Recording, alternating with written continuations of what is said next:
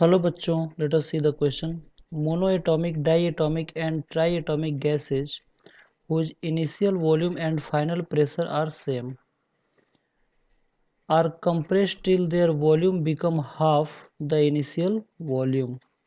Question ये कर रहा है कि मोनोएटॉमिक, डाईएटॉमिक और ट्राईएटॉमिक गैस लिया जाता है जिसका इनिशियल वॉल्यूम और प्रेशर जो हो रहा है वो सेम रह रहा है. फिर कह रहा है कि हम उसको कंप्रेस करें और तब तक कंप्रेस करें जब तक कि उसका वॉल्यूम जो है पहले के मुकाबले आधा रह जाता है.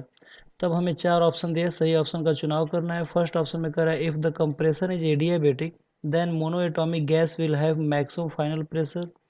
सेकेंड ऑप्शन में कह रहा है if the compression is adiabatic then triatomic gas will have maximum final pressure. Third option में कह रहा है if the compression is adiabatic then their final pressure will be same. और फोर्थ ऑप्शन में कह रहा है if the compression is isothermal then their final pressure will be different. तो आइए देखते हैं कि इस क्वेश्चन का मेन की कॉन्सेप्ट क्या है और फिर इस क्वेश्चन को हम लोग सॉल्व करेंगे. तो की कॉन्सेप्ट हम लोग समझेंगे कि वो कौन सा ऐसा कॉन्सेप्ट है जिसके बेस पर ये क्वेश्चन डिपेंड कर रहा है. तो आप लोग ये बहुत इजीली देख सकते हैं कि जो चार ऑप्शन का हमें कंपैरिजन करना है उसमें एडियाबेटिक भी दिया हुआ है. तीन में तो एडियाबेटिक दिया है, फर्स्ट ऑप्शन, सेकंड ऑप्शन और थर्ड ऑप्शन में. और फोर्थ में आइसोथर्मल को भी शामिल किया है. यानी कि इस क्वेश्चन को हम लोग आइसोथर्मल और एडियाबेटिक दोनों के ध्यान में रखते हुए हम लोगों को सोचना है. ठीक है, यानी कि this question is based on isothermal and adiabatic process. ये जो क्वेश्चन है आइसोथर्मल और एडियाबेटिक दोनों के ऊपर बेस्ड है. अब आते हैं हम लोग सॉल्यूशन वाले पार्ट पे और फिर देखते हैं कि कैसे इस क्वेश्चन को हम लोग अटेम्प्ट करेंगे और क्या क्या इस क्वेश्चन में गिवन है. ठीक है, तो सॉल्यूशन में हम लोग देख सकते हैं कि यहाँ पे मोनो एटॉमिक, डाई एटॉमिक और ट्राई एटॉमिक की बात की जा रही है. तो अगर हम फॉर आइसोथर्मल प्रोसेस की अगर बात करें, पहले हम लोग आइसोथर्मल की बात कर लेते हैं. आइसोथर्मल प्रोसेस, तो आइसोथर्मल प्रोसेस का जो इक्वेशन होता है वो होता है P V equal to constant. P V equal to क्या होता है? कॉन्स्टेंट. अब अगर क्वेश्चन को अगर हम लोग पढ़ा जाए तो क्वेश्चन में दिया है कि इनिशियली जो है इनका वॉल्यूम जो है और प्रेशर दोनों सेम रह रहा है. और यानी कि जो अगर इनिशियल वॉल्यूम की अगर हम बात करें तो वी आई और प्रेशर भी क्या रहेगा? P I. लेकिन अगर हम फाइनल की बात करें तो कह रहा है कि इसका जो प्रेशर, इसका जो वॉल्यूम हो रहा है वो इनिशियल का आधा हो जा रहा है. यानी कि वी आई अपॉन क्या हो जा रहा है? 2 हो जा रहा है. ठीक है, तो कह रहा है क्वेश्चन में कि are compressed till their volume become half of the initial volume. ठीक है, तो अगर हम लोग इसकी बात करें तो ये हो जाएगा P1 V1 equal to P2 V2 हो जाएगा. तो हम लोग यहाँ पे P1 V1 equal to P2 और यहाँ पे V2 की जगह हम लोग क्या लिख सकते हैं? V1 अपॉन 2 लिख सकते हैं. ठीक है, तो इसका जो प्रेशर होगा तो यहाँ से V1 कैंसिल आउट हो जाएगा तो ये आ जाएगा P2 इक्वल टू आ जाएगा 2P1. तो आप लोग देख सकते हैं कि यहाँ पे जो P2 की वैल्यू आ रहा है वो 2P1 के बराबर आ जा रहा है. और यहाँ पे हम लोग देख सकते हैं कि यहाँ पे मोनोएटॉमिक, डाईएटॉमिक और ट्राईएटॉमिक पे डिपेंड नहीं कर रहा है. यानी कि आइसोथर्मल प्रोसेस जो होता है, isothermal process does not depend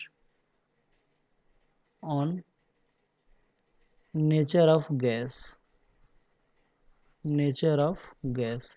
अब ये मोनो एटॉमिक है कि डाई एटॉमिक है कि ट्राई एटॉमिक है, इसमें इसका कोई इन्फॉर्मेशन नहीं मिल रहा है. ठीक है, क्योंकि जो मोनो एटॉमिक, डाई एटॉमिक और ट्राई एटॉमिक है वो जब तक गामा नहीं दिया रहेगा, स्पेसिफिक हीट कैपेसिटी का जो रेशियो है एट कांस्टेंट वॉल्यूम और प्रेशर पे, तब तक हम लोग इसको कंपेरिजन नहीं कर सकते हैं कि कौन मोनो एटॉमिक है और डाई एटॉमिक और ट्राई एटॉमिक के लिए इसकी वैल्यू क्या होगा. ठीक है, अब हम लोग आते हैं एडियाबेटिक प्रोसेस के ऊपर. ठीक है, तो एक बार एडियाबेटिक प्रोसेस के कई इक्वेशन हम लोग देख लेते हैं.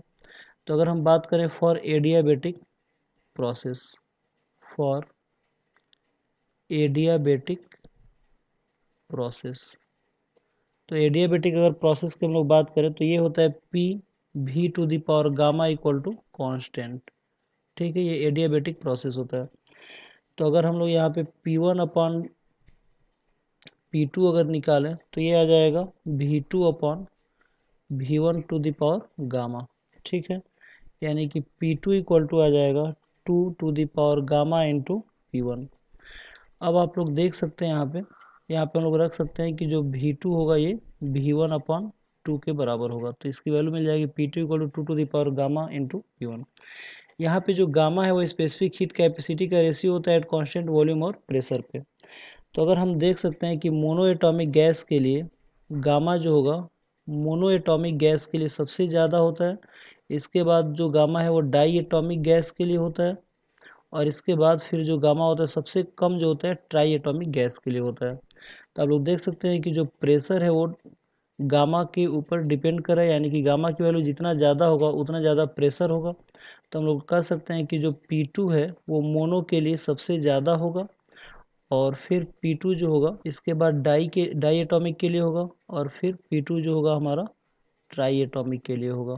ठीक है, तो आइए देखते हैं कि कौन सा ऑप्शन सही है। तो इसके हिसाब से अगर हम लोग देखें तो फर्स्ट ऑप्शन में कह रहा है कि if the compression is adiabatic then mono atomic gas will have maximum final pressure. तो यही तो हम लोग निष्कर्ष में निकाले हैं कि जो फाइनल प्रेशर होगा वो मोनो एटॉमिक के लिए सबसे ज़्यादा होगा, क्योंकि गामा जो होता है मोनो एटॉमिक के लिए सबसे ज़्यादा होता है। ठीक है, तो हम कह सकते हैं कि जो फर्स्ट ऑप्शन है वो हमारा राइट ऑप्शन है। ठीक है, बाकी ऑप्शन भी हम लोग चेक कर लेते हैं कि बाकी ऑप्शन में क्या दिया है।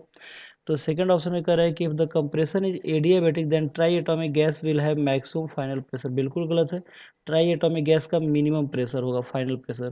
थर्ड ऑप्शन में कह रहा है if the compression is adiabatic then their final pressure will be same. बिल्कुल सेम नहीं होगा, मोनो एटॉमिक का सबसे ज़्यादा होगा, उसके बाद डाई एटॉमिक का नंबर आएगा और फिर ट्राई एटॉमिक का आएगा। और फोर्थ ऑप्शन में कह रहा है if the compression is isothermal then their final pressure will be different. Different नहीं होगा, सेम होगा। ठीक है, क्योंकि जो आइसोथर्मल प्रोसेस होता है वो गैस के नेचर के से इंडिपेंडेंट होता है। तो इस क्वेश्चन के अकॉर्डिंग जो फर्स्ट ऑप्शन है वो हमारा राइट ऑप्शन है। तो आई होप आप लोगों को क्वेश्चन समझ में आया होगा। Thank you very much, good luck.